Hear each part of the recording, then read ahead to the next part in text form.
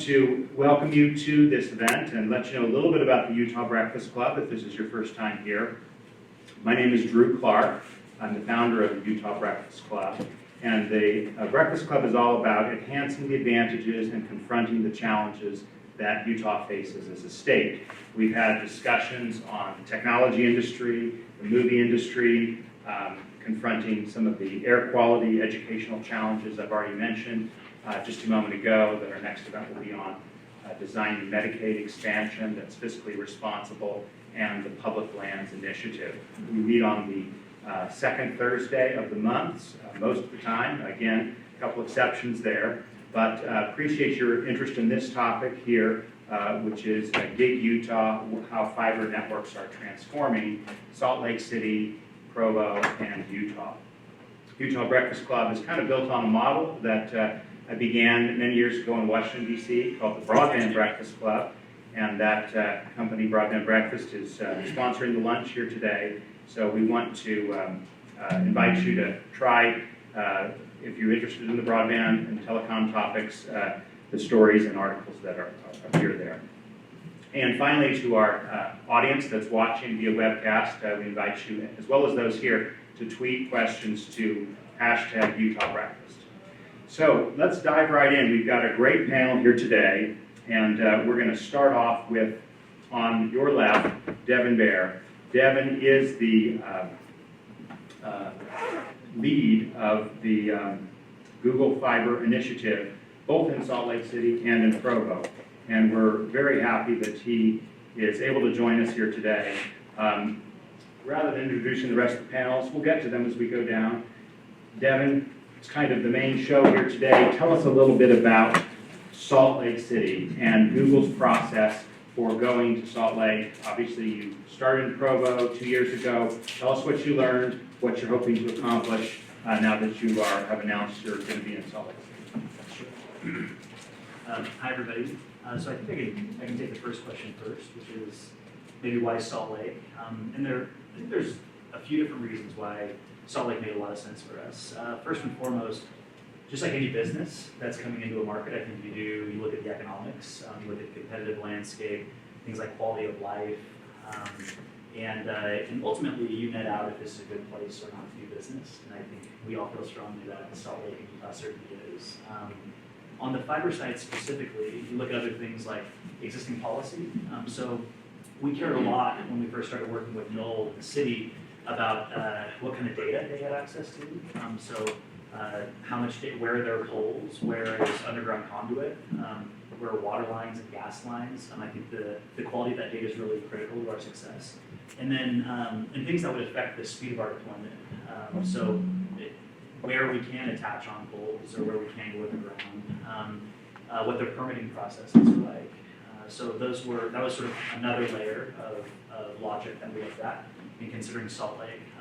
But I think the additional intelligence that we had from Provo was really helpful because we sort of got to dip our toe in the water and see just how Utahns would respond to Google Fiber coming to town. And I think we were really, really happy with the response that we saw in Provo, that people care about gigabit internet, that our brand resonated with people. And so when you apply, I think those three levels of criteria, you see that Salt Lake is a really obvious next step from an expansion standpoint. Let me just probe a little bit on what you learned from Provo. How were the ways that Utahns as a group reacted to the offer? I happened to go to a Provo event last October that Mayor Curtis put on. Google Fiber was there as well. And it was a whole group of community residents talking about how they can take advantage of the connectivity of Google Fiber. So tell me a little bit more about how Provo and by extension Salt Lake differs from other markets that Google's offering services. Sure. Well, candidly, it's a bit hard to tell because this is only our second market. So it's hard to tell if we were learning these lessons for the first time as a business or if they were specific to Utah. But I would say, as I mentioned before, the response was very, very positive. So when we came to town, people were excited that we were there. And signups were significant. So I think that was a great signal that this offering that we had was sticky in the marketplace. But I think more importantly was watching what people did with Gigabit Internet. So I think you're referencing the think tank, the Gigabit think tank. Immediately when we started signing up customers, Mayor Curtis and others rallied a community of professionals and said, let's get together and think about what we can do uniquely with Gigabit Internet. And it was great to see how that has evolved. So they started, they broke off in different groups like healthcare and education. Problems in our community through technology. In addition to that, we saw businesses take advantage of our product in interesting ways. The example I think that we give a lot, which we really love, is there's a geneticist in Provo who has a business where he sequences DNA genomes. And we didn't yet have a business product yet launched in Provo. And so he would actually do a lot of this work and data at home where he could get his service, the Gigabit service. And we've seen that he's been able to advance his business. Entrepreneurs move to Utah as a result of this. And so I think the things that, again, any business cares about, and certainly we do, we saw manifest in those first 12 months in Provo. And we're continuing to figure out what to do. We've done, Provo City deserves a ton of the credit of working closely with US Ignite and other entities, and what do we do now with this infrastructure? So talk a little bit about US Ignite. What is that for those who may not have heard about it, and how that kind of expands the need for gigabit speeds? Sure. So US Ignite is a nonprofit that's federally funded, and their charter, by and large, and I wish Glenn Reichart, who's one of the founders, was here, because he can speak to it much more eloquently than I can, but I think a big part of their scope is one, getting communities ready for gigabit internet. So what can a city do to make sure to make themselves look appealing to potential investment from gigabit ISPs? Second is, once you have infrastructure in place, how do you build on that? A big part of what they do is they have hackathons. So they have coders come and do 24-hour, 12-hour hackathons and build gigabit apps. I think one of the interesting challenges that we have as we're talking about gigabit internet is that there actually aren't yet a lot of use cases. Great at home. My mom doesn't use any gigabit apps today, and that's an interesting sort of chicken and the egg problem. So US Ignite is trying to solve that problem by helping develop gigabit apps. So partnering with cities that have gigabit access is critical for them. Okay, let's move on to Noel Walkinshaw, and Noel is the director. I'm going to forget it here, but I've got it on the website here. Noel is the manager of the institutional engagement for Salt Lake City, and you're one of the project managers for this effort.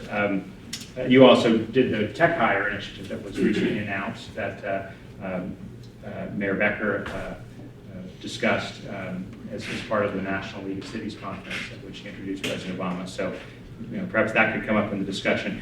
Noel, one of the things that is different about Google in Salt Lake is that they're not purchasing a network as they did in Provo. So could you just talk a little bit about how Salt Lake City approached this prospect and how you approach all companies that want to offer telecommunications or communication services?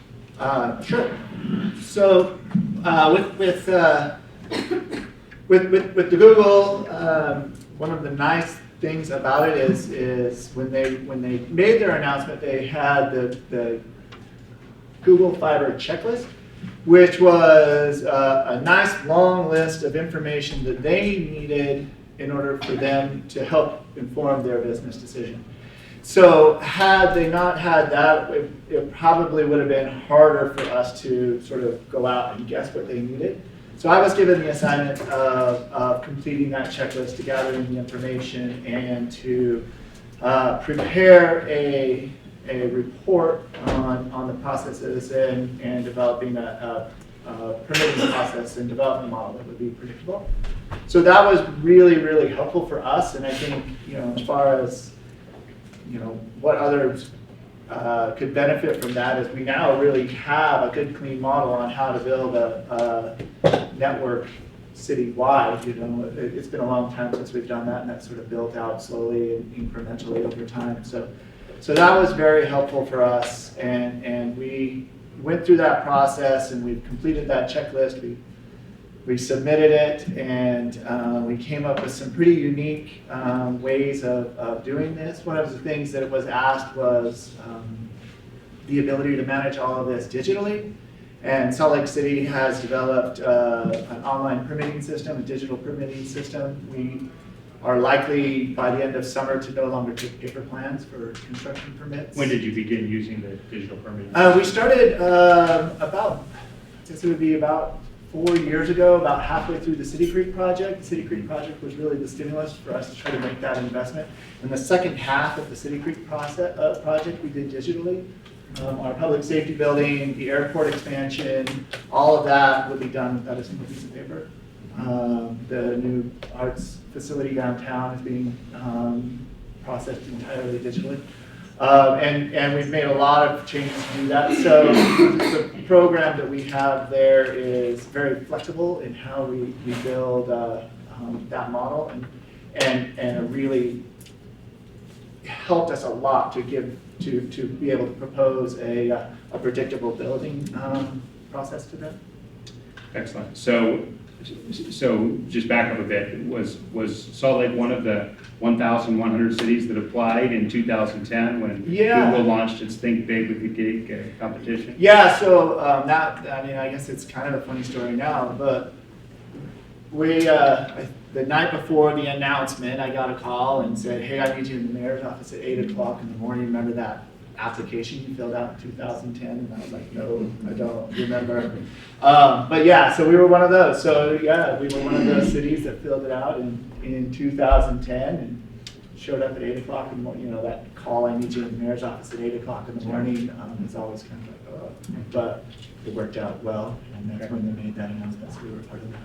Very good. Well, let's turn to our next. We'll keep coming back to you and others, but we have from the Salt Lake Chamber, Michael Merrill. He's the Director of Public Policy for the Salt Lake Chamber, and he oversees its legislative and grassroots efforts, and was instrumental in the passage of HB 414, which keeps the Utah Broadband Project going. They're responsible for collecting data about broadband availability and competition and speeds for the state. Michael, to tell us a little bit about the Chamber's interest in fiber. You were speaking at the Utah Broadband Project 2 days ago about how you see fiber as an infrastructure. Could you talk a little bit about that? Sure. So thanks for letting us be here, and I'll speak broadly as a chamber that we have a lot of telecom and providers in our community that do an excellent job, and we're very excited about Google coming to Salt Lake as well and joining and driving competition in the market for more speeds. We see nothing better than business benefiting from a competitive market at more speeds, and I think businesses are really demanding it. And so for us as a chamber, there was an opportunity that we could have lost broadband as an economic development asset, and thinking about broadband as an economic development asset in our state government. And we were very much eager and excited to insert our influence in the leadership of the legislature to move HB 414 forward. I think it's worth mentioning that in Utah we do broadband really well. Our providers do an exceptional job. I think we just got numbers within the last month that puts Utah as the 6th fastest in the nation in total capacity. We're the fastest state in the West. Which is, I think, very impressive given how much of the state is rather rural. Right. We are the fastest in the West, so Silicon Valley, maybe in California, but we've got better broadband in the Silicon Slopes. I think that's a tremendous asset to our economic development. If we were a country, it'd be the 17th fastest internet in the world. And as we look at Utah in a global business environment, whether you're a farmer in rural Utah or a small business in downtown Salt Lake, broadband's kind of that equalizer. And so for the chamber, it's a big gear issue. And so where we can actually invest our influence as a business community and see it sprout economic growth in all kinds of different facets, like you're talking about with Provo City, and looking at not just public health problems, education problems, but entrepreneurial assets that come from investments in speed. So that's kind of the frame of mind the chamber comes at it. I'll note one more thing, which is we are the statewide chamber of commerce, and our membership reaches all 29 counties. but there's unique, local chambers that serve their local constituencies. And during the session, Lehigh Chamber came to us and said, what's going on with the broadband bill? This is critical to us because the Lehigh Chamber has so much tech growth around, the point of the mountain. And for them, the cap isn't transportation infrastructure. It's not talent. I mean, in some regards it is, but it was really their broadband infrastructure in Lehigh. And so I just thought that was a very localized perspective from a business community that said, hey, we need to get in front of this. And again, I commend the legislature and our state economic development community for putting this at the forefront. Great. Well, thank you for being here and being a part of this, and we'll come back to you and these points, but we'll continue to get other members of our panel. And to my left is David Shaw.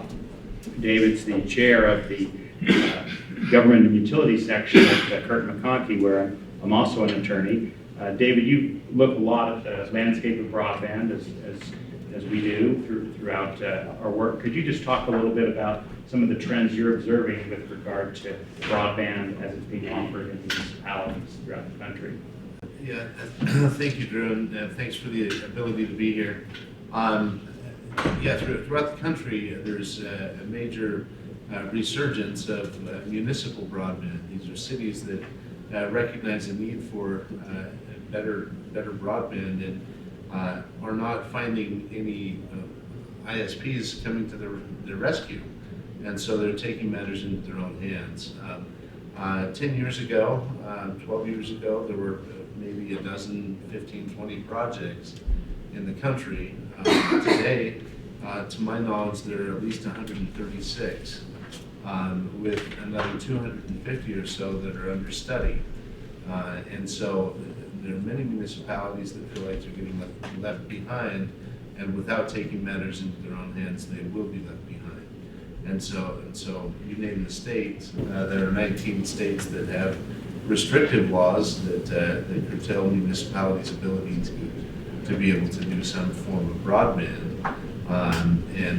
Recently the FCC has taken that up in the petitions of Wilson, North Carolina, and Chattanooga, Tennessee.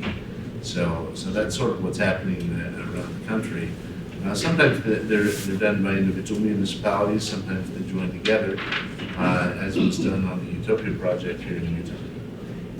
So.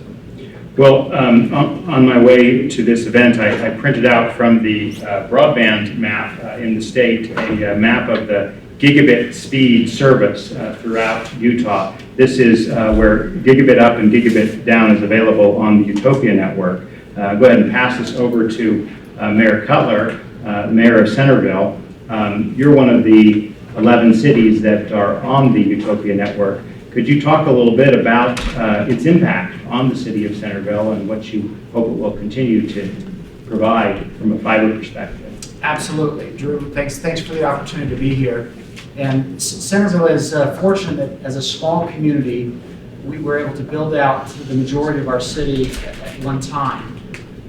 We did that because I believe, as a community, we believe that high-quality communications infrastructure is as important economically in this century as roads or railroads were in past centuries. That those of us in the knowledge economy need access to this high-quality communications infrastructure.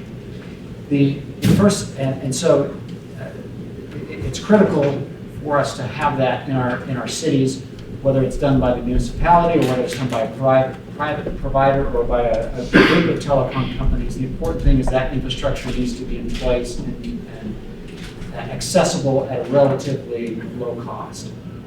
And we learned a couple of great lessons in Centerville. First is short-term construction causes a lot of pain. A lot of broken sprinklers, a lot of mad people that, hey, you broke this, you did that, I can't get out of my driveway. This is causing problems. It needs to be a well-planned, well-thought-through construction process, and I think Google Fiber is learning and bringing a lot of innovation to that process of how do you build and design and roll things out in a fast and friendly way. Utopia has learned a lot of lessons over the years.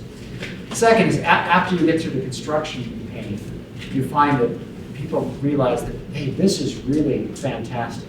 This reduces The times I have to travel on the road to commute, I can now telecommute effectively much faster. Personally, I stopped traveling to California so frequently to Silicon Valley, where the headquarters of my employer is, because now I can do high definition video conferencing, telepresence frequently and very cost effectively.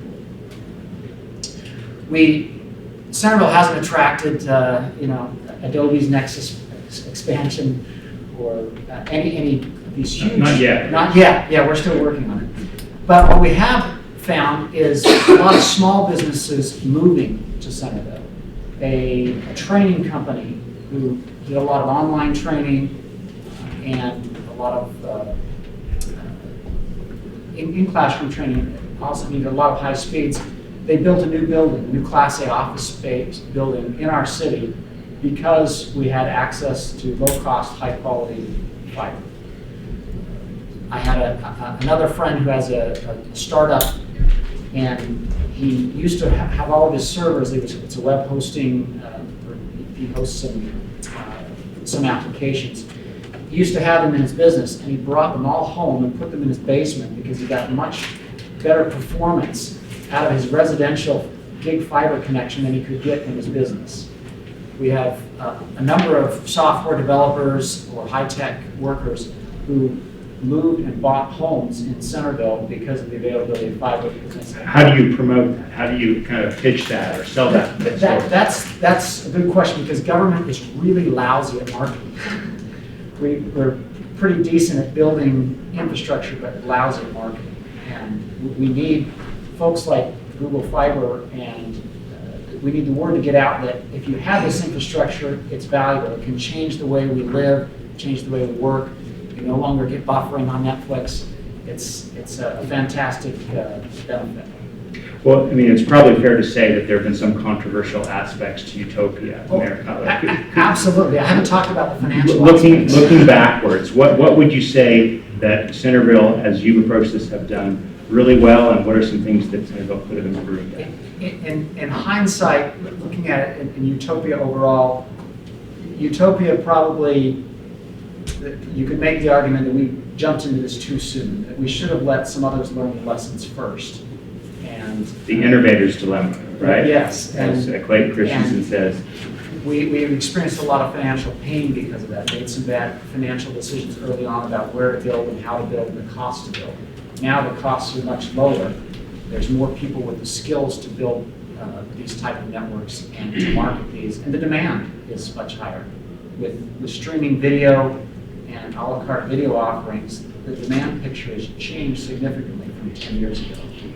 So we probably were too soon. We didn't have enough safeguards in place to protect against contractors or companies that we totally contracted with that had very good intentions but made some mistakes.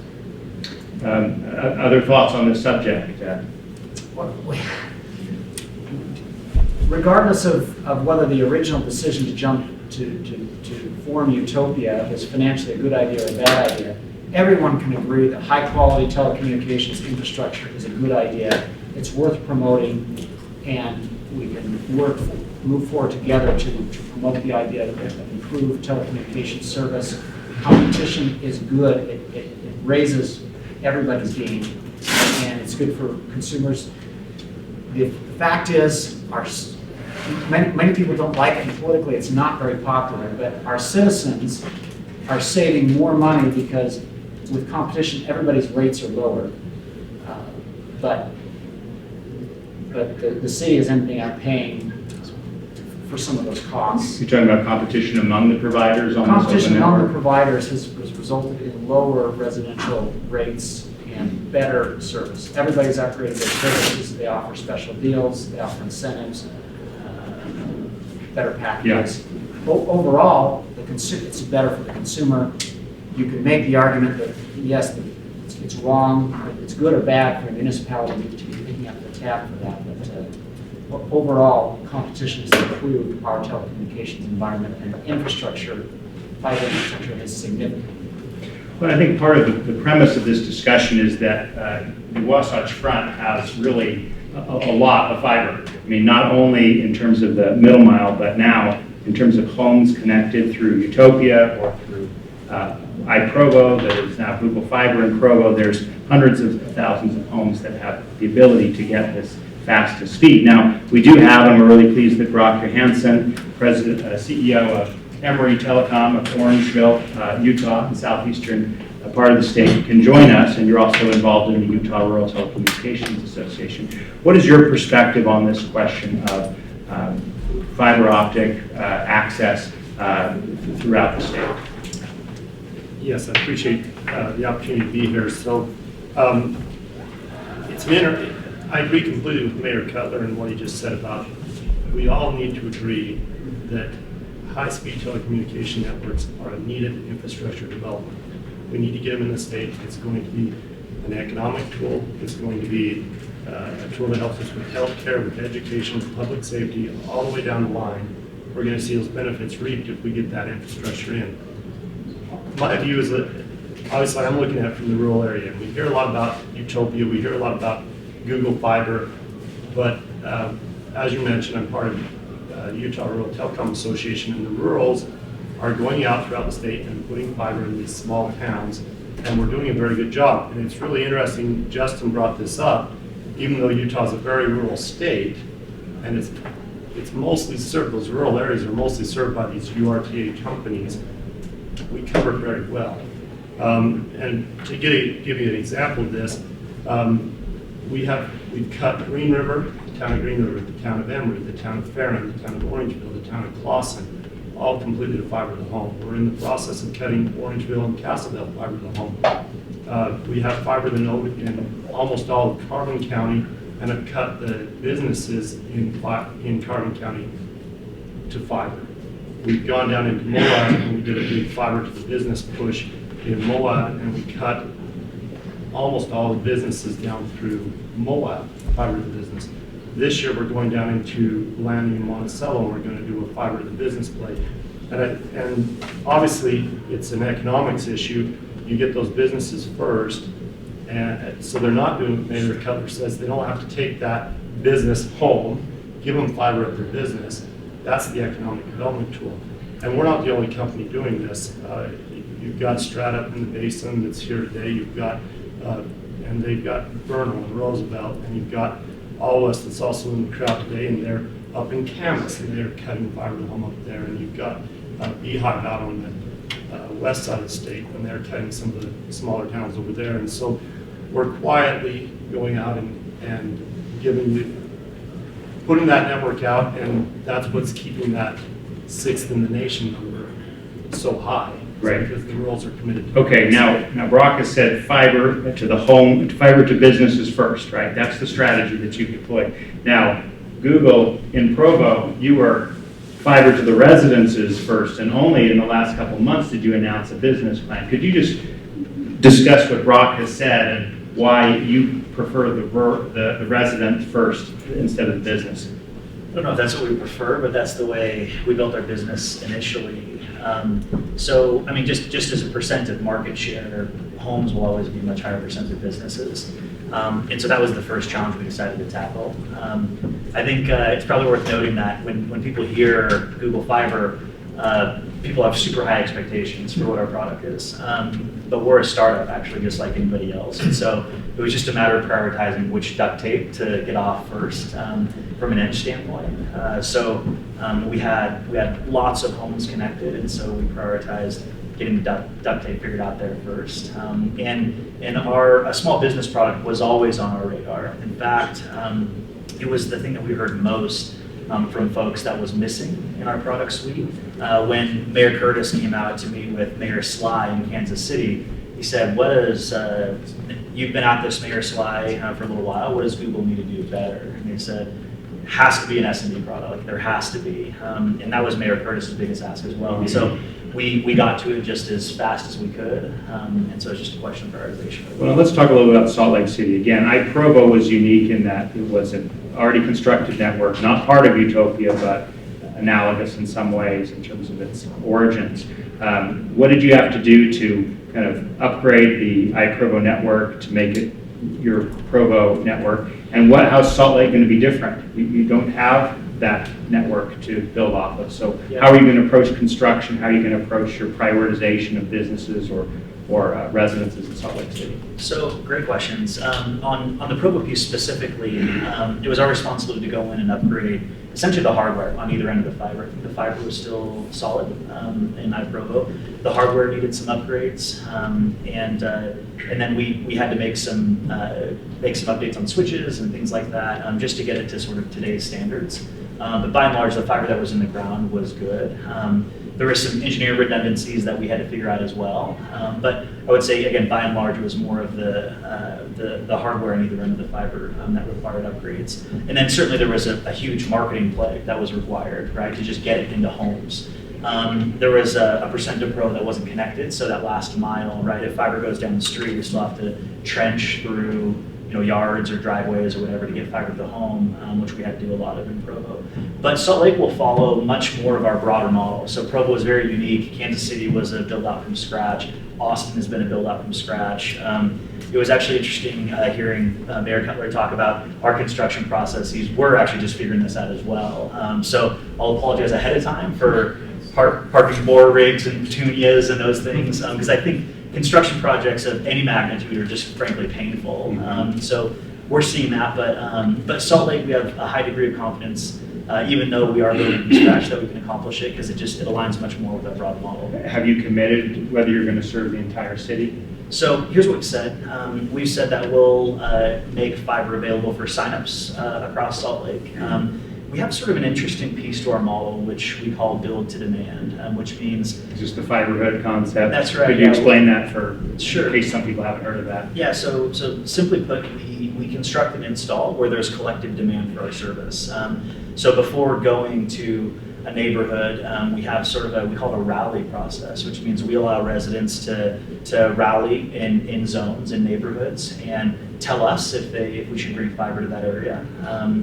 And this was sort of an interesting concept. It's a pretty new concept, I think, in the industry. And people are really worried about areas being left behind. So how do you make sure that the west side of Salt Lake isn't left behind? And we have a basic product. So we have our Gigabit Internet product, our Gig plus TV product, and we have a basic product that makes getting folks that aren't online makes it really affordable. And we weight that the exact same as a paid sign up. And so whether you want basic internet or you want gigabit internet, you just got to tell us that that's the case, and that's where we'll build and construct, or we'll construct and install. Okay. Well, let's talk a little bit more about competition. Okay. Now, you probably have heard this before, Devin or others on the panel. Is there a need to build fiber optic networks to Salt Lake City, or is the city already served by broadband? So I think, I'll also defer to other members of the panel. Noel, yeah. You want to start on that one, Noel? Well, I would say yes.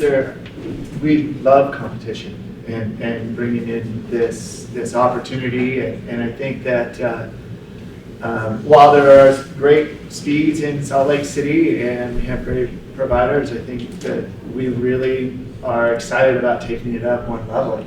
Having fiber, the opportunities for the gigabit. We know that our residents are very intelligent and resourceful and entrepreneurial, and we think that this really is giving them a great opportunity, and we're expecting that the competition will respond, and as someone who's representing the residents, we think this is great, because this, I think, brings us up to a new level, and that's important for our community. I would just add, I would second that. As a Utahn, I value choice, and I value competition where it can get me better speeds for cheaper. We certainly saw that impact in Provo as we went there, and we mentioned that the U.S. was, I think it's 14th or 13th right now in the world as far as speeds go, and we believe that shouldn't be the case. And I think the reason why it is just really hard. Projects like this, broadband projects, infrastructure projects, are just really, really difficult. It's hard for new entrants, right, to come in and to drive competition. And so we think that it's a great thing. That's why as Noel mentioned, our checklist that we work with the city on, we publish that publicly. And I think as far as we can guess, that's a great blueprint for any entrant that wants to come to the market to get high velocity builds and follow a similar process. Well, the last 6 months have seen a really dramatic increase in the number of cities that are interested in broadband, and the launch of a new group called Next Century Cities that I believe Google has been familiar with, and many cities around the country who want to build broadband networks. I mean, we've seen, I guess, the last 6 months an uptick, but really over the last 10 years. I mean, do you have any perspectives from this side of the panel on the competition and the landscape as it's developed? I think we all agree that competition is good. There can be different ways to promote competition. Utopia has gone down the path of the most efficient way to promote competition is to have a municipal-owned network and then have private providers compete on it. That is more efficient. The challenge is that Utopia faces, how do you get those private providers to invest money in marketing and to differentiate themselves one with another? So that's one challenge that we've had. And in addition to that, just the availability of the infrastructure is setting us up for what has been called the Internet of Things. And so without the availability of gigabit internet services, you don't have the ability to put out sensor networks, for example. And I think that is the next explosion in gigabit capability. And so the key thing is who owns is not who owns the infrastructure, but that it is available. That said, the law of unintended consequences comes into play oftentimes. For example, let's say we had 10 companies wanting to build a fiber optic infrastructure that's repetitive throughout any city. Let's call it Mayberry.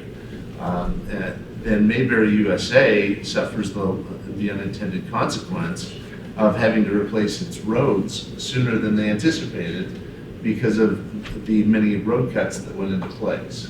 And so the consolidation and cooperation between the public and the private sector in building these networks is very important, irrespective of the debate of who owns it, and that's a debate probably for another day.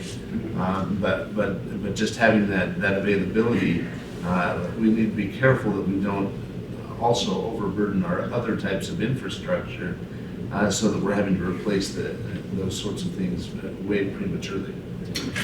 Sure, go ahead, Michael. If I may, I think Brock, pivoting off that comment, Brock said it very well, but what made Utah, a premier destination in broadband has been the public-private partnership. We see it right here between Google and Salt Lake City. We saw it between the rural telecoms and the state with the broadband advisory group. And I think long-term, whether it's best practices of when you lay conduit and when you lay fiber, or if it's, again, the debate about who actually owns the infrastructure is probably for a different day. But the idea that the public-private partnership about making sure that Utahns and the Utah business community have access to this kind of a resource, I think is critical. And it's part of our success thus far and continues to be a model, I think, long-term. But in what way would the Google fiber be a public-private partnership? Could you unpack that a little bit? I think, I can't speak from being in the process specifically, but we got engaged as a chamber, and I'll say the outreach from Google and the city to us as a business community through that process, and I think also to Google's credit, their engagement with other providers in the community of just having the conversation is uniquely Utah to our collaborative nature. And so I think the public-private partnership you see here is Google went with, hey, we need certainty from you and we need these things to make an affirmative business decision. Okay. And the city was able to respond, much to people that look at Salt Lake City as not necessarily indicative of the business climate of the state of being pro-business, but that sounds like a truly pro-business story to me in a very great public-private partnership. Good, Brock. We went through like 6 topics there. And I'm going to comment on a couple of them. The first is Google's play on going residents first versus business. Businesses always go first. And it happened already in Utah and Salt Lake County. And I think that's something that we as a state need to promote more. the business section up here, you've got Level 3, you've got XO, you've got CenturyLink, you've got Integra, you've got Verizon. If you want a business circuit in Salt Lake, Utah County, there's a lot of providers. We're doing builds. Right now, Emory Telecom, my company, we're building in Provo right now, we're in Linden right now, we're in Orem right now, we're in South Salt Lake. There's a lot of people putting in fiber to the business already in Utah and Salt Lake County, and we need to promote that. That's a key in this state. That's why we're getting the data centers. That's why you're seeing Adobe. That's why you're seeing eBay. You're seeing these data centers come in, and we need to ride that for economic development. The second on that public-private partnership, this is the key. I think you hear these cities, they want these fiber networks, and they've got this choice, and I don't want to get into debate on this because it could get ugly, but we could say, well, should the city jump in? And then the city jumps in and they say, we're not used to doing this. This is our business. I know how to do fiber. That's all we do. We don't run a city, we run fiber. And so there are some public-private partnerships that work really well. Now, how can Google take advantage of that? How can we take advantage of it? I don't know. But I know you look at what UEN's done. UEN works very well with the providers to help build out a public network. You look at UDOT. Whenever UDOT's doing builds, they put conduit in, and then when we're doing builds, we put conduit in and we swap and move fiber around. And that kind of collaboration is promoting fiber more than anybody knows in the state of Utah. I can't say enough good about UDOT and Lynn there, and also UEN, the UEN folks. They're great. As far as competition, I understand the competition thing. I just want to throw out one other thing for the public policy debate that, again, we don't need to go into it in detail today, but I was down meeting with the San Juan Hospital folks. They've got a hospital garage in Montezuma Creek. Let's open that up for competition. Who wants to serve it? Nobody's going to say yes. Nobody. There's no competition. There's not 8 providers. We don't have that issue. And so as we look at the competition issue, we've got to recognize that, again, I go back to the great equalizer. We want to promote broadband throughout the state of Utah. We believe in universal service and that everybody across the state needs that same service. There's a lot of people that competition is just not going to reach, and we need to make sure that there's public policies in place they need service at an ambulance garage where it's the only clinic really in Montezuma Creek. And San Juan Hospital is saying we've got medical procedures that if our circuits go down, we can't do anything, and it's 3 hours to the nearest hospital that can. And so there's very remote areas in the state of Utah. And so competition, we need to promote it whenever we can, but we need some public policies available for those areas that it's not going to work. Right, so the very remote areas you're thinking are not likely to be well served by competition. Not 8 of them. And Drew, I think Brock highlights a very important point, and that is there's no one size fits all. In each scenario, in each community, in each territory, regardless of how you define the geography, it's not a cookie cutter approach. It's got to be a customized approach to solve the problems of that individual community. Well, I have a feeling there's some questions out there, and one of the things we do like to do at the Utah Breakfast Club, as well as the Broadband Breakfast Club, is get you involved in the conversation. So we've got a good bit of time, 25 minutes, half an hour until we ought to be stopping, and so I'd like to invite anyone. We only ask that you state your name and affiliation. We were kind of a little short of a microphone. Maybe we can just say your question and I'll repeat it so we can get it on the webcast for those who are not here in this room. So who would like to ask a question of our panel? We've got, again, a great group from industry as well as from local government.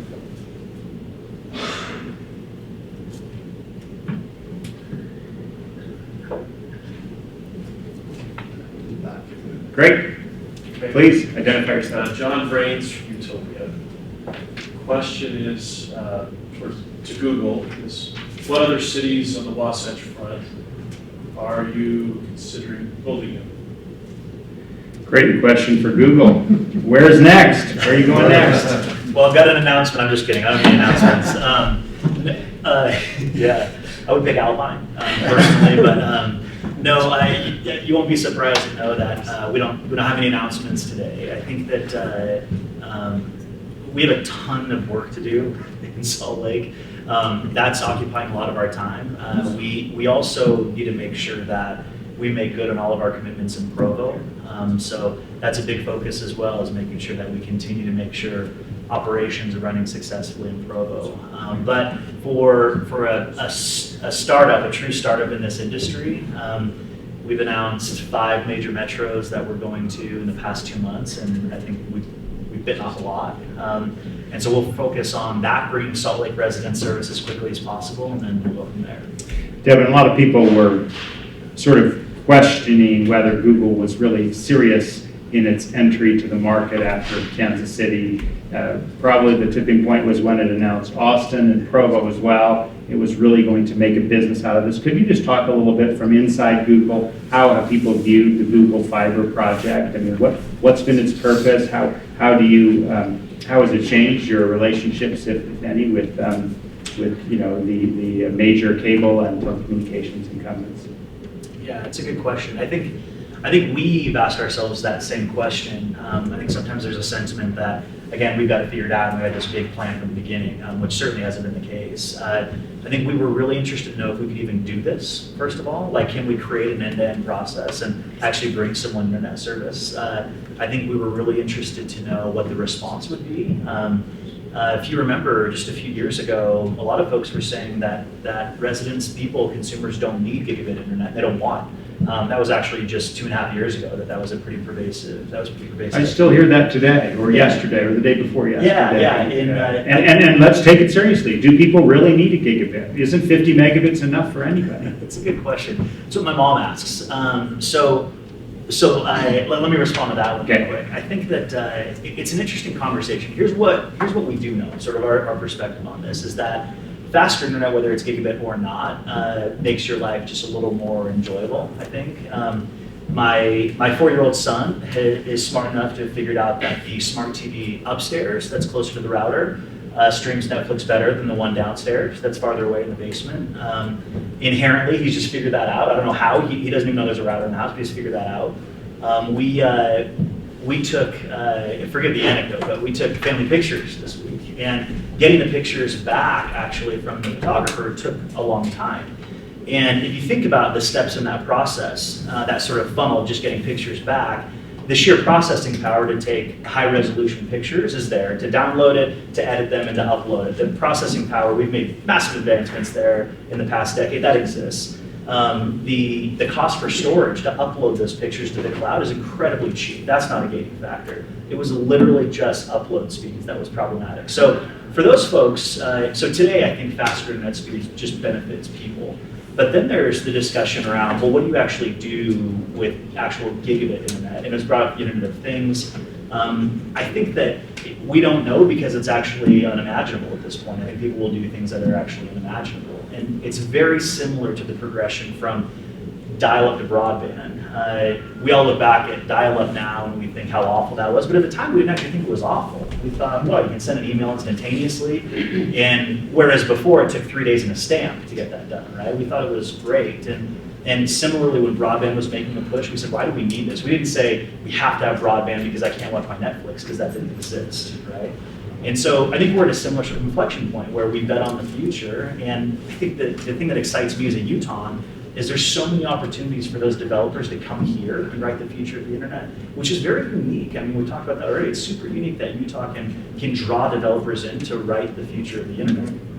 I want to get Brock's reaction first to this question of, is a gigabit necessary? You want me to tell the truth? Whatever you believe.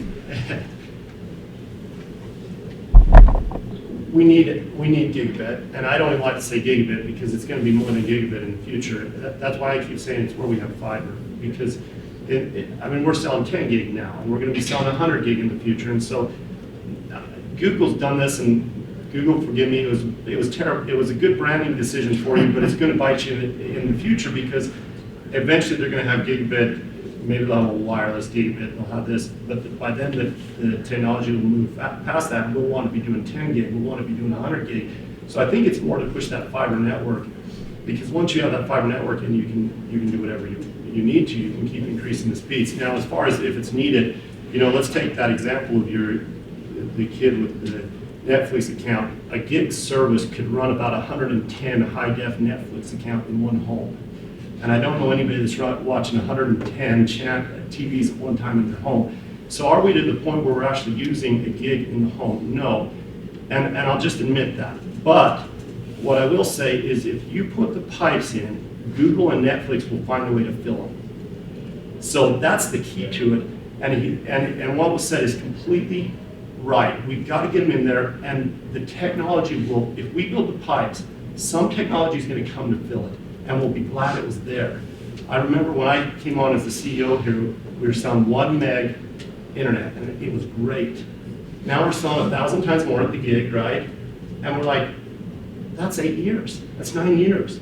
And so, is it necessary to watch a Netflix stream? No, you could put 110 Netflix in your house and on that gig, and they'd all be streaming beautifully if you could control the Wi-Fi network inside your house, if you hardwired them all to that gig service. But if we build it, the applications will come. They will. And we'll be amazed and we'll say, how do we live without it? Right. Eric, Drew, I have an analogy. In government, we're tasked on thinking long-term from a policy perspective and from an infrastructure perspective. Right now, we're doing a painful redesign of I-15 or expansion of I-15 in Davis County. We just had a nice one in Utah County. One more lane is needed in I-15 in Davis County for a carpool lane. But when they went to design the bridges, everyone agreed, don't design the bridge for one more lane. Design it for 2 or 3 more lanes, because in the future, more capacity is needed. So extra effort has been put in to expand those bridges, to make them stronger, to make them wider, so that an additional lane can be added in 5-10 years when that is needed. And building fiber infrastructure is essentially the same decision. Do we need it today? Probably not. You can get away with 30 or 50 because it's okay. But it's the right thing to do. It's the smart thing to do. We need to be forward thinking and planning, not for today, but for tomorrow. other thoughts on this question of is a gig necessary? Or from the audience, do you all agree? Is it necessary or not? Love your perspectives. I see our cameramen are nodding. That's a good sign because they know how painful it is to upload with 50 megs. Was there a question here? No? All right. Drew, I'll chime in on that. I think it's not just a gig, but it's a gig both ways. Symmetrical. It's symmetrical gig, and I agree with Brock. It's not just a gig; it's the ability to scale. And so, if the infrastructure is built so that it can't scale, what's the point? And we see that right now at the point of the mountain on I-15, where it wasn't built to scale. And now they're having to scale it at billions of dollars of cost, not millions, but billions. And so every time we have an I-15 road reconstruction, it's a whole lot of money, probably enough money to connect fiber optic infrastructure to every house in the state. And so maybe we ought to spend a little bit of time in that debate on another day. The real person to ask is Google. If you really think about this, if you looked at the traffic across the U.S., over 50% of it's Netflix and Google, right? They're going to develop something. There's a reason that Google wants a gig to each home. And something's coming down the pipe, and I don't know what it is. Got any announcements for us? I'm not asking for new cities, just new products. Perfect. No, I would. It's a great question. I think that I can say sincerely, if there is a project, I don't know about it. So probably above my pay grade, but it is. It's just betting on the future. I think I see that this history repeats itself, and I think it's probably worth mentioning too that when you think about again the evolution from dial-up to broadband, that was a 10 megabit per second change. This is a 900 megabit per second change, and so I think that the opportunities are material, and we're new at this. We're focusing on just getting sort of our business in place, but in finding out who are the players to try to drive this application ecosystem. There aren't a lot of those just yet. I mentioned US Ignite. We're lucky because the founder lives right here in Salt Lake. Oh, Glenn's here? No, he just lives like 3 Oh, blocks yeah, over. yeah. I was gonna say I didn't see him in the audience, but He's at 3wood. Yeah, no, So I had the chance of playing hooky from a conference a little while ago. I was in San Francisco and I went and spent the day hanging out in the Orange Gigabit labs. oh, yes. And just out of randomness, I got to spend the day there with a woman by the name of Susan Crawford, who's writing a lot on Gigabit and on the future of resiliency in cities, is her new book. And as we were playing with different applications, she was really good about explaining that what really changes in our lives is the presence of how we experience other people and how we communicate digitally. I'll just give an example. We were playing the NVIDIA guys were there, and we were playing one of these video games. It's like a car racing game with the craziest graphics you've ever seen. We had an iPad plugged into a 60-inch, like 400K or 4000K television. And we had a Bluetooth controller. And we were playing off of a CPU that was in Bend, Oregon. And there was 0 delay in our gaming experience, right? Basically, our everyday devices, because we can, through that network, we can check out software and services from the cloud, and our everyday devices essentially become supercomputers. Another guy that's there is a guy, Nate Hill, and he's the librarian for Chattanooga. And he has this dream of setting up a portal in the children's library where the kids can come, and it's almost like a glass mirror where they can see into another children's library and the kids can have this conversation. But he doesn't have another library to connect it to, right?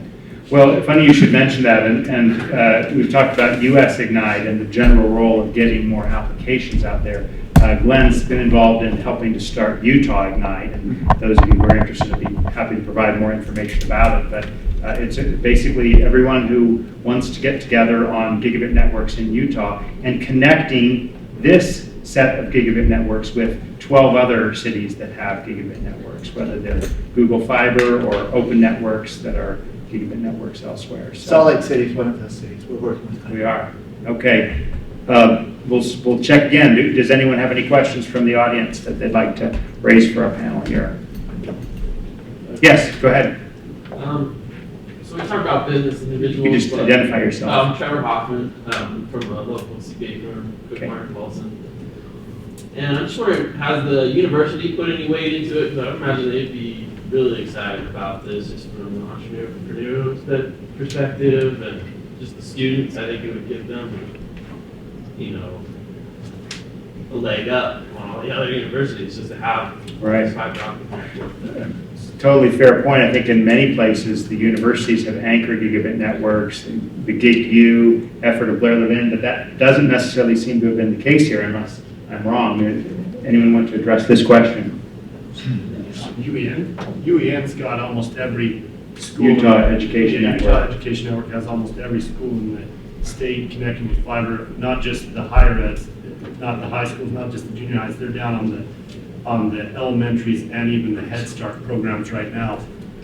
There's fiber anchoring it. I think the question, though, is a very valid one, and I think there's a different side to this question. It's a question of, so you've got the fiber at the anchor institution, but now you get it out in the community, right? And so now you can have that interaction between the anchor institution, because you've got the gig, you've got a lot of the schools now have 10 gig circuits, right? So we're not talking gig networks anymore. Those colleges are demanding 10 gig, and Utah Education Network's done a great job of getting those 10 gigs there. The question is, all right, so now the student goes home, what kind of interaction do they have back with that higher ed? And you're exactly right. The schools have got to be ecstatic about this, because as soon, and again, the colleges, the business group is going to love what you just said, that entrepreneurial spirit at home. There are going to be these startups at home, but it's education as a whole. You can send that kid home or that child home with some type of device, and they connect back to that anchor institution, and they have enough speed. They're watching the professor. They're interacting in all sorts of different ways. And so I mean, the colleges have got to be ecstatic about this. We've got the anchor institution, now we're going to the students. Is that kind of where you're going with that? Yeah, I was just thinking about all the applications that would open up for students and just all the things, because the younger people are thinking about this technology and they're comfortable with it, and they're probably the ones that are going to be thinking about how to fill that capacity. Well, and it's an excellent point. Just having it available doesn't mean that we're fully exploiting the talent of the students. And I think that's kind of where you're going with that is, and we could probably stand better integration, or maybe it's an educational cycle between the universities, the K-12 schools, in knowing what to do with it, and maybe having better innovation centers, so to speak. Sure. I'm going to put one plug. Yeah, broadband. Let me just put one plug. The next big front on the education is, so we've got getting into the students. We've got the network, that 10 gig or that gig pipe into the school, and it goes back to the question of how close to the router, right? The next big question is going to be how are we going to push the gig network throughout the whole school at access points, and I'm just putting that plug in, it's for another day, but that's the big public policy that it got a little bit of traction 2 years ago here in Utah. It's going to get some more traction. How are we going to push those gig networks that are sitting at some point in that school out throughout the whole school? And that's a Wi-Fi issue, and it needs to be addressed, because what good is it if you've got a gig network on one little room of a school? You've got to push that out throughout the whole school. So that's the next big issue on the state education networks. The only thing I'll add is, you speak about the university, especially University of Utah and its proximity to downtown has been a huge incubator of entrepreneurship. And so if you get that gig or gig plus, I mean, I think it's foolhardy, and we've already talked about it a little bit today, to say a gig. I mean, we're talking about gig plus, whatever gig plus is. For those entrepreneurs, when they leave the university campus and they come downtown, do they have access to that infrastructure? And I think that's kind of the economic development side of this, and why, you guys talk about connecting to the business first in some cases. We have a huge entrepreneurial climate in Salt Lake, and innovating the internet future. I think that's really an opportunity for us as a state, and I think it's the capacity to do so. We can't, we shouldn't put ourselves in a position of, tamping down growth just because of the capacity of the network. Great. We have another question right up here. Just a comment off of that. Scott Wilson with Beehive Broadband.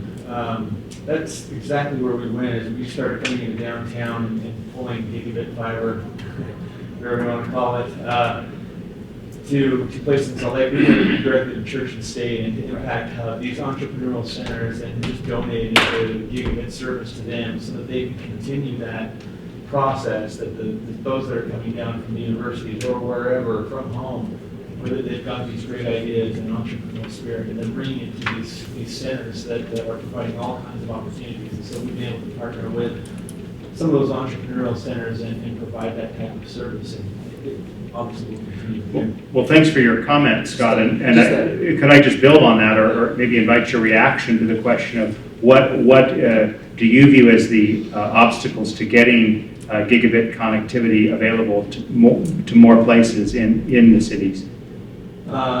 It's capital intensive. That's it. That's what it all boils down to, for us anyway. So maybe it's got to be capital. Yeah, it's capital intensive to roll that fiber out.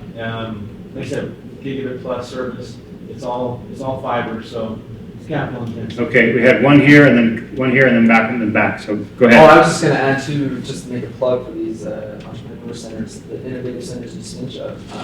It's Church and State. It's located on Church and State New Center, CS 1893. That's it, CS 1893, located there, 4 South, 2nd East, and then Impact Hub is going to be turning up here soon. They're up and going actually, and so. And where is Impact Hub? They're on 150 South State. The old Sims building. Yeah, that's it. Okay. So they have fiber. Great, fiber, so that you can start to test out, just like Noel mentioned, Orange Studio in San Francisco, which was put in place specifically so entrepreneurs can go and test, play around with what they would do with the gig. Is there a reaction to this before we go to our next question? Or you can do it at, your. Or you can go to your home in Centerville. There we go. Can I second something the mayor said earlier?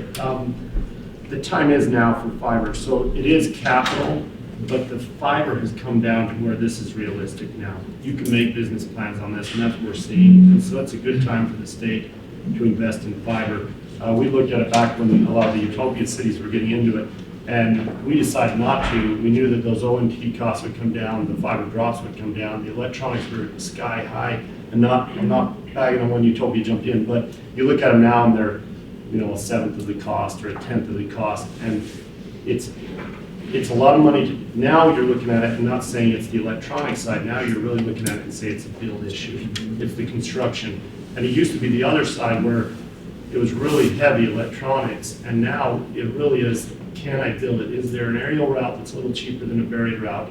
And you're looking at those kind of options. But we're at a time where it's time for Utah to really hit it hard on fiber. A great asset to build on. Okay, I saw one question back here, unless it's gone away. Okay. No, to dovetail off a few of that, But Brent, just- with EXO Communications, it's a whole lot cheaper for us to build fiber here in Utah than it is in downtown Chicago. And this capital expense, and I live in Davis County, and I'm not interested in another bridge being built in 5 years, just to accommodate another entity, so to speak, or in this case, another road. We're doing that now, or another lane. We're gonna have to be pretty creative. Now is a great time here in Utah, but I think our expenses are gonna go up as far as build out. Someone's not gonna be interested in pulling across the freeway again or building downtown Salt Lake because it's gonna cost to dig up the road to pull into a building unless the infrastructure is already there and we can tie into existing splice points and stuff like that, which we're very creative at doing, and we're very smart about that. I think all day long, people will say, yeah, put the backhoe in my petunias for the time being because I want it in my home, and we can live with that. But when we start getting into the cities, the cost associated with that, we're favorable right now in Utah. And we love building out here in Utah. We don't have that luxury throughout the nation. The cost in doing so is astronomical. So just to summarize, as a question, you're saying that the costs of fiber here are significantly lower than elsewhere in Chicago. So The cost to build. okay. The cost, construction. Now, are we going to have these same permits? We're pretty permit friendly, I would say right now. Are we going to be permit friendly in 5 years when we have to go back to the individual city and mayor and whomever and say, we want to pull that road up again, or we want to dig down that street again? Well, you just did 2 weeks ago or a month ago. Well, we're a different provider. And so we want to give choice. Well, this goes to the perspective David shared earlier about. I agree. So do you want to add anything or comment to this question of an open network versus a closed network? And from XO's perspective, how do you see that issue? I think creativity comes into play. It may be aerial and the speeds associated with that, point to points and private nets. And do I have an answer? No. In fact, I didn't come here today thinking I would be talking about roads.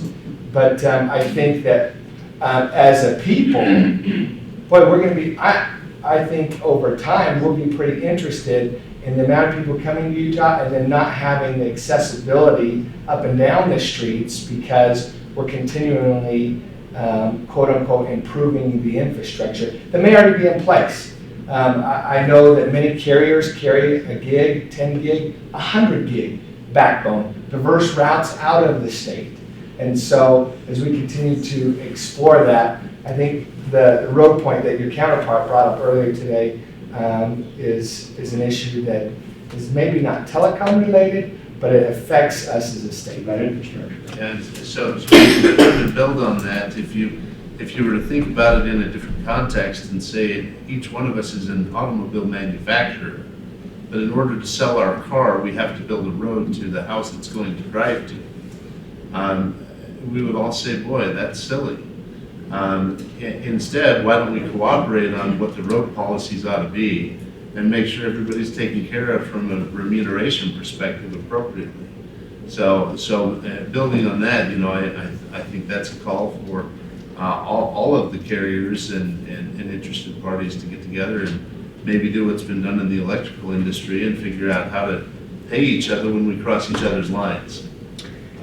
Now, one of the things we promised to talk about in our description for this event is saying that for the cities and states seeking to get a gig or a gig plus, what are the best options to build and enhance gigabit networks? And so I must start with you, Mayor Cutler. Yeah, the most painful way is to do it the way that Centerville did it and pay for it. Well, and it's more painful. We've got some Utopia cities who paid for it but still don't have it. The best way is to figure out how Salt Lake City talked Google into making a private investment, or how, you know, Blanding is convincing Emory Telecom to make these type of investments. But there's certainly a debate on that. Do you put it on? Do you spread it across all the folks in the community, or do you find an interested party who? Let's get some perspectives on that. I mean, again, you know, Google Fiber, great for the cities that can get it, but I mean, there's clearly going to be cities that are too small for Google Fiber. Let's start with you, Noel, and get your reaction to this one. Well, I think prior to getting started on this project, I don't think I could have given you a very good answer. But I think now that where we are, I think one of the best things that cities could do is do what we did by going through the checklist of gathering up what is the data that you have. Do you have good, clean GIS data? Do you have good information about your utilities? What are your permitting processes? How can you create a predictable model? I mean, people are not wanting to invest in your community if they don't think they're going to succeed. So if you can say, here's a model that we can give you the information to be successful, I think that is a great place to start, right? Versus just going out and saying, hey, we'll treat you really good, I promise. Like having a good plan and knowing how you do business, and look at how you do business to say, we do business in a way that you can be successful. I think that's important. Before this checklist, did you have anything analogous to that in your workings with other communications companies? I wouldn't say not to this scale. And personally, my experience has been on the land use side more than, this is the first time I've ever done communications. I've done, give me a skyscraper to manage or something, it's a lot easier for me, right? I've helped do the public safety building, and I was one of the project leads on the City Creek expansion. We learned a lot from that. The same model, the construction model that we used to build the public safety building, we adapted to this by taking, in construction, they have this integrated project delivery model where you really load the front of the line of the learning, and you work that out so that there's less hookups in the end. I went to a conference on that, and I asked the question, where does the regulatory process fit into the IPD model? And everybody in the room just started laughing. And so I took that and took it back, and I said, okay, we got to come up with a way so that the government, the regulated process, isn't a joke in this delivery model. And we came up with a really creative way to manage the public safety building. And I think we did the public safety building in 2 rounds of reviews. Which shaved months and months off of that process, and we came in millions under budget and under schedule. So in some ways, what you're saying is that this checklist, the Google Fiber checklist, is somewhat unique in terms of getting the cities and the private companies on the same way. Yeah, because I think most cities don't know what the provider needs to make a good decision, right? I mean, we do, this guy knows this part, and that guy knows that part, and she knows this and that, but we haven't really had that model to build on, and I think that's super helpful. Brock, what's your perspective on this? You mentioned, in regards to the cities you're building. I've been trying to think through this, how to respond to this question. I think I'm going to go back to a couple principles here. The first is the competition principle. Back when, and to some extent, I think the Utopia idea might have been a decent idea, it was done way too early. And it was done when the network was very expensive, and the big competitors weren't being pushed to fiber yet. The market's getting to a point where it's going to push to fiber. Competition's going to push it. It'll happen. It might not happen as fast as the cities want it, but when you're looking at it, back when UTOPIA was first getting into it, the DOCSIS speeds were not high enough to where the cable plants were pushing people to need even fiber to compete, right? Now you can push 100 meg across the coax plant, and so all of a sudden, if you're competing with the DOCSIS plant, you've got to look at it and say, I need to go to fiber. So it's an interesting market right now. Competition is finally catching up where the cities wanted it to be 10 years ago, where it's saying, okay, now there's some competitive pressures to actually put those networks in. And the providers are looking at this saying, DSL is not going to work. It's not going to work. Our copper plant can't do this. I've got to do something else. And so you're going to see, regardless of what the cities do, you're going to start seeing more and more fiber projects. Now, that being said, it is just a business decision for these companies. So how can you make it easier as a city for a provider to come in? Are you going to help them with the permitting? Are you going to charge them rights-of-way fees? Are you going to ding them here and there? Or are you going to help them do a business plan on it? And how easy are you going to make it for them? I think that's a big question. The cities are probably even more adept at that than I am. What are you going to do to encourage somebody to come into your network? Well, Can I just add one comment? yeah, please go ahead.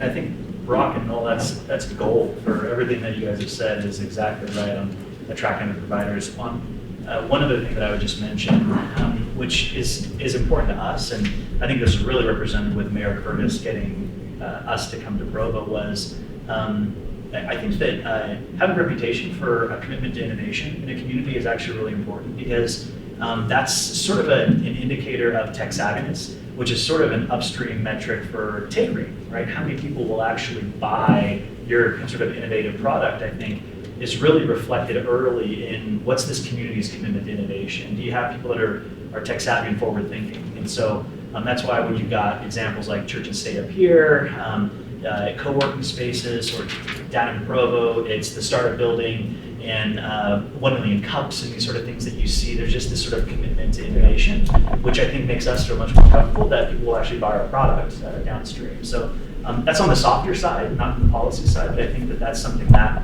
makes us feel a little more comfortable, and probably most other folks that are trying to spur the innovative thinking around Gigabit Internet. Devin, I have a question for you, just surely from Google's perspective.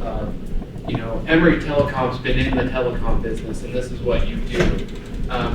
Is Google looking at their play in fiber as, I know you just announced, a wireless product, but are you looking at this as, we want to be a telecom player, or do you look at this as strategic R&D investments to prove the next iteration of the internet? Yeah. And you may not have the answer to that question. Yeah, I think it could be both. I don't know why it couldn't be both. I think that initially, again, we just wanted to see if we could even do this and what the response would be. I think now we're seeing that, and by the way, the effects of competition, everybody having faster internet, right, no matter who it's from, the consumer wins and we also win regardless of who your provider is. Because when you see that spinning wheel on YouTube, you don't actually care that it's Comcast's problem or Google's problem or who's ever. You just know, I'm having a bad experience on YouTube. So I think that the result, right, is really positive. The competition result is actually really positive. I think now we've seen this is a business we actually want to be in. Fundamentally, this is a business that we care about. It's in our mission of collecting the world's information and making it universally accessible and useful. That was our founder's mission statement in 2004 when we went public, and a big component of that mission statement is access. And so I think it's a project now that we're certainly committed to long term, at least in the markets that we've announced. And again, as David mentioned, you think of the Internet of Things, being able to support the ecosystem there. You've got Nest and Dropcam and Drive and these things, whatever. I think if we can provide a great experience there, we'd like to. Dave. Yeah. I think when we talk about competition, we have to break it out into a couple of components. Is it competition that's vertically integrated, or competition that allows for horizontal integration across the infrastructure, it's a key policy question. I don't think we have an answer for that, and each market may be a little bit different.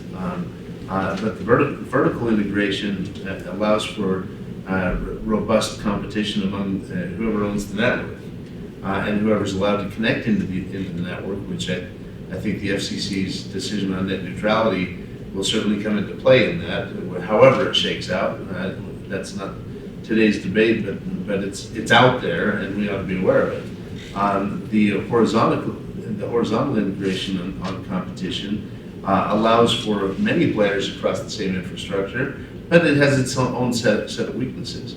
The other side that we haven't mentioned much is the necessity of municipalities and state and county governments to be able to tap into the infrastructure for their own purposes, for public safety, for utility monitoring, for streetlights. That was the reason Chattanooga upgraded UPB is for smart metering, and that's right. They kind of discovered gigabit on the back end. That's right, and so some cities out there have connected all their streetlights with fiber, and now are saying, boy, we have a fiber network, what else could we do with it? And so those questions come into play from a policy perspective. The city of Ammon, Idaho is doing remarkable things with gunshot sensor networks in schools to be able to transmit potential threats directly to 911 dispatch and to the responding officers' iPads. And they can do it within 7 to 10 seconds across their gigabit network. So let's, I agree with all the comments that we ought to begin thinking beyond gigs and begin dreaming further. We were going to wrap up, but just go ahead and react there and ask Michael a question. Any other questions from our audience? Okay, go ahead. I'll just say, so I think, I'm going to re-clarify my point there. I think there's going to be some competition will push it in a lot of areas. Then there's those areas that competition isn't going to push, right? And then the question comes, what are they going to do? I get worried sometimes when the cities take it into their own hands, when it's the Fed's doing one thing, the state's doing another thing, and the city's doing another thing. And sometimes I want to say, what's our overall plan? Because you look at it right now, they're going to, the federal government has some ideas about how there are going to be areas that nobody wants to bring a gig network into. And there's got to be some incentives in place, and the FCC has some ideas to do it. They're not talking gig right now, they're talking 25. And rural broadband Yeah. experiment that they've put forth. And that's their definition of broadband. 25 down, 4 up is what they're saying. And that's what broadband is, or is going to be defined. And they'll get to a gig eventually. In the state of Utah, we have some really good programs with the State Universal Service Fund. And that's what it's there for, is to encourage development in areas that aren't going to have competition to drive it. And as a state, I think we need to look at those programs and say it's working. We don't need to reinvent the wheel. We had a problem that was identical to this. Nobody had telephones. So what do? We developed some programs to push out those services. We've done this once in the past. We've got a case study on file. And so I think we need to look at that, and it's going to come up. The state auditor just put out a report yesterday, or maybe it was the day before, saying we need to look at it. And it kind of upset me because it went the opposite way of what's really happened. If you look and you say, why are we number 6 in the nation? Because of the State Universal Service Fund, right? But then they say we need to relook at it. It's all a bunch of values. Do you want to put money towards broadband and towards infrastructure, or do you not want to do it? And the state's going to have to cross that bridge. The federal government's taking the opposite stance right now. They are scaling back investment in broadband. They're saying the right things, but if you look at their actual funds, they've capped them and reduced them. So on the federal level, we've made the decision as a nation, we're going to decrease broadband. Now, we're saying the opposite. We're saying we want more broadband. We're going to put forth effort, but it's money in the end. And they've reduced all the funds. And so now the question is going to come to the state. And we saw the state audit report yesterday. We need more efficiency. That just means less money. And so we need a public policy. Do we want to push fiber networks in the state? If we do, it takes money. Well, that's a great point. We've got about 2 minutes and we're going to wrap up. Let me just ask a final question for Michael and anyone else who'd like to respond after him, which is, really this one of, if you're a city and Google doesn't come to your city, but you still want fiber networks, what do you do? What's the steps that you would recommend? And you in the chamber, both in the Salt Lake area and elsewhere, what do you recommend to cities who are in that boat? First, I'll say I'm a fish out of water in that regard of feeling adequate to answer that question. I think the state has made a significant investment in a state broadband plan that helps identify both best practices for those rural cities to partner with the private Not sector. just rural, I'm talking about cities in Salt Lake County that aren't necessarily in the footprint. I think you'll see the private sector because of the uptake that we've talked about, the technologically savvy millennial generation that we have a huge concentration along the Wasatch Front and in Utah. And I think generally just our population density will drive that investment. So I think there's a business case along the Wasatch Front. I think really what we're talking about in the cities that are going to get left behind and back to the rural side of it is those far stretches of the state or rural communities, our tribal communities. Those are real questions and they are public policy decisions in some sense of is there a universal service for the far reaches of the state. And I think we've actually done a lot of good thinking over the last 5 years about how to get there. With the Utah Broadband Project, the Utah Broadband Plan, and that's part of why we made the push to keep the project around is because now it's implementing that plan, making good public policy decisions around the Universal Service Fund and what that looks like into the future for Gig Plus. So I don't think it's a one-off dating service. Okay. Okay. Yeah, I agree with Michael, and I guess just to be a bit provocative, what I would say is that while those in those cities are waiting, my father's one of them in West Jordan, while those people are waiting to get their gigabit from the private sector or whoever ends up providing it, if you need to host anything in my basement at a gigabit speed, please let me know. Mayor Cutler, do you want to have the last word here? I usually don't, but I want to thank you for putting this together. I think we can focus on the things that we agree on. The high-quality telecommunications infrastructure is important to our economic future. There's applications coming that demand it. We should work together as a service provider community, as local governments, as other private providers. Let's work together to focus on the things that we can agree on to improve the regulatory environment, to look at lowering the cost of deploying this and getting as much infrastructure out and accessible to our citizens as we can. Very good. Well, thank you for those comments. Please remember, you can watch the replay of this at utahbreakfast.com and mark your calendars for Thursday, May 11th for our next event. Please join me in thanking our panel for being here and participating in this event.